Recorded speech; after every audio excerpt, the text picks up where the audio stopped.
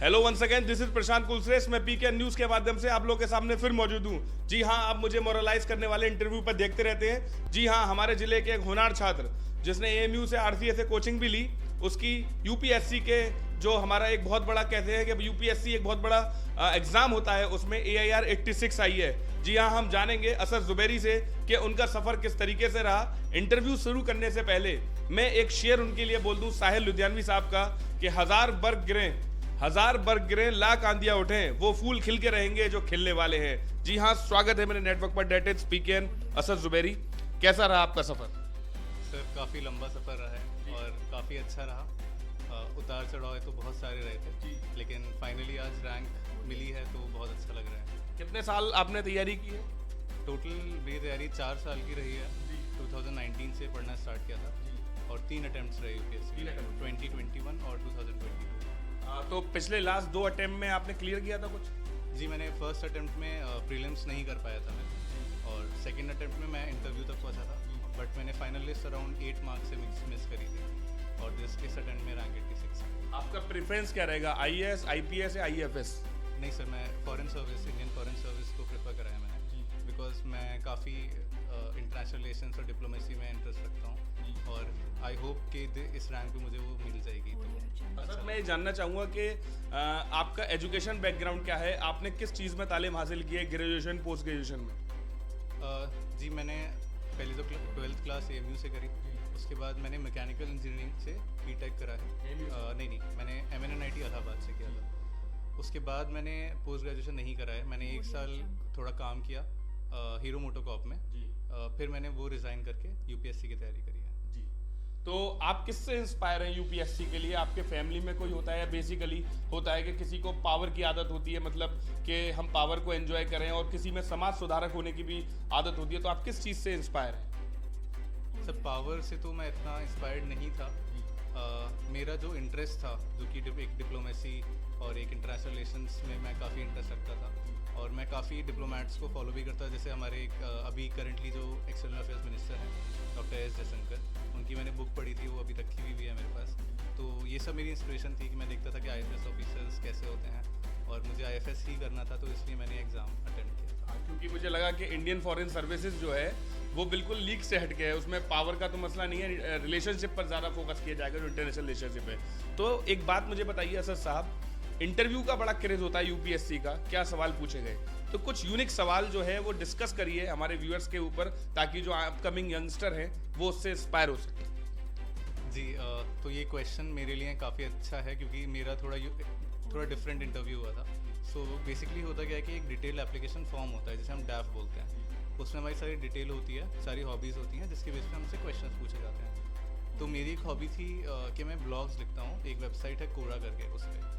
तो मैम, मेरी जो बोर्ड मेंबर चेयरमैन थी, उन्होंने मुझसे पूछा कि किस चीज़ पे आप ब्लॉग लिखते हैं। तो मैंने उनको बताया कि मैं कई चीज़ों पे लिखता हूँ, और मेरा एक थोड़ा फेमस हुआ था वो ब्लॉग, कि मेरे जो NIT इलाहाबाद था उसके बाहर एक टी शॉप थी, और उस पर एक बंसी भैया करके वो चाय बनाते थे, और मैंने वहाँ पे 4 साल तक ब्रेकफास्ट किया और चाय पी थी। तो वो काफ़ी इंटरेस्टिंग चीज़ें बताते थे कि 1960s में दुनिया कैसी थी और अब कैसी हो गई है। तो वो नॉलेज मुझे लगता था कि वहीं रह जाती है, तो इसलिए मैं चाहता था कि उनको थोड़ी बड़ी ऑडियंस मिले। तो मैंने मैम से बोला कि मैंने उनके ऊपर एक ब्लॉग लिखा था, एंड मैम को इतना इंटरेस्ट आ गया, फिर उन्होंने मुझसे अराउंड 10 मिनट्स, उन्होंने भी और एक और मेंबर ने क्वेश्चंस पूछे सिर्फ उस टी शॉप के बारे में और उन टी शॉप के ओनर के बारे में। सवाल बताइए जो इंटरेस्टिंग सवाल पूछे आपने। जैसे उन्होंने एक मुझसे सवाल पूछा था कि वो जो बंसी भैया थे, उनकी लाइफ में ऐसा क्या था जो हम सबको सीखना चाहिए, ऐसी 3 चीज़ें बताइए, और जो हम एडमिनिस्ट्रेशन में अप्लाई कर सकते हैं। एक क्वेश्चन था। इसके अलावा सर, मुझसे उन्होंने ट्राइबल इंडिया पे बहुत क्वेश्चंस पूछे, क्योंकि मेरा एंथ्रोपोलॉजी ऑप्शन था, कि नीलगिरी में कौन सी ट्राइब्स हैं, उनकी क्या प्रॉब्लम्स हैं।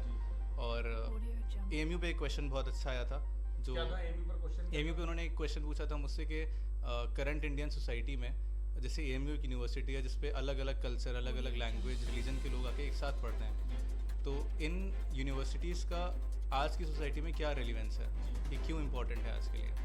तो मैंने उनको वही बताया था कि सोसाइटी को बिल्ड करता है और कल्चरल एक्सचेंज होता है। तो एक ये क्वेश्चन अच्छा था, और मैंने AMU के साथ बहुत सारी यूनिवर्सिटीज़ इंडिया में वो ये काम कर रही हैं एट ए स्टूडेंट लेवल। तो ये कुछ क्वेश्चन थे जो इंटरेस्टिंग। आखिरी सवाल आपसे असद साहब, जानते हैं कि आज बिजी शेड्यूल है, बहुत फ़ोन आ रहे होंगे आपके फैमिली मेम्बर्स के भी, कि ये जो तिलिस्म है आपने यूपीएससी का, जिला हमारा ज़्यादा बड़ा नहीं है, हिम्मत कैसे कर पाए आप as compared to the metropolitan city? जी, तो काफ़ी छोटी जगह है और मैंने पूरी तैयारी इस अलीगढ़ में इस रूम में ही करी है और मैं कहीं दिल्ली वगैरह भी नहीं गया था। तो मुझे लगता था कि क्योंकि अगर करना है तो तैयारी अकेले करना है, क्योंकि मैं कनेक्टेड था, क्योंकि आजकल यूट्यूब पे सब अवेलेबल है। सारा मटेरियल आपको टेलीग्राम ग्रुप्स और कोचिंग से मिल जाएगा। आप दिल्ली से सब कुछ फोटोकॉपी शॉप से ऑर्डर कर सकते हैं। तो बेसिकली आपको जाने की ज़रूरत नहीं है, आप घर बैठ के अगर तैयारी करना चाहें तो कर सकते हैं। तो यहाँ से जब मैं देखता था और मैंने 2019 के टॉपर्स के इंटरव्यू देखे, तो मुझे लगा कि घर से करी जा सकती है और ऊपर से फाइनेंशियली भी मैं इतना स्टेबल नहीं था कि मैं दिल्ली जाके तैयारी करूँ, क्योंकि उसका वहाँ के लिविंग कॉस्ट ही बहुत ज़्यादा है। तो मेरे दिमाग में एक ये चीज़ थी कि घर से करनी है, अकेले तैयारी करनी है। मेरे काफ़ी फ्रेंड्स हैं, एक बहुत अच्छा दोस्त और 2 दोस्त हैं जिनकी रैंक 71 और रैंक 358 आई है इसी साल मेरे साथ। तो वो कनेक्टेड थे पूरे टाइम। तो एक ग्रुप भी था, वो लोग मोटिवेट करते थे। तो कभी ऐसा लगा नहीं कि अकेले एक शहर में बैठा हूँ, क्योंकि आजकल इंटरनेट की दुनिया में सब कुछ इतना कनेक्टेड है कि आप चाहें तो हर किसी से कनेक्ट कर सकते हैं और आपको सब अवेलेबल हो सकता है आपके फ़ोन पे या फिर आईपैड या लैपटॉप। जैसा कि असद भाई ने कहा कि जो लोग तैयारी करना चाहते हैं, नए लड़के अपकमिंग जो हमारे यंगस्टर हैं यूपीएससी की, उन्हें घबराने की ज़रूरत नहीं है। वो सारी की सारी तैयारी हमारी यूट्यूब पर अवेलेबल है या जो भी आपके ग्रुप्स हैं उन पर अवेलेबल है। आप ऑनलाइन भी बुक करके मंगा सकते हैं अपना दिल्ली से, जो लोग अफोर्ड नहीं कर सकते। जी हाँ, इसी बीच हमारे बहुत मौजूद हैं कौसर जुबैरी साहब, जो असद साहब के वालिद साहब हैं। हम उनसे जानेंगे कि उनके लड़के ने यूपीएससी क्वालिफाई किया है, AIR 86 है, तो इस उपलब्धि पर उनको कैसा लग रहा है? सर स्वागत है मेरे नेटवर्क पर, डेट स्पीक।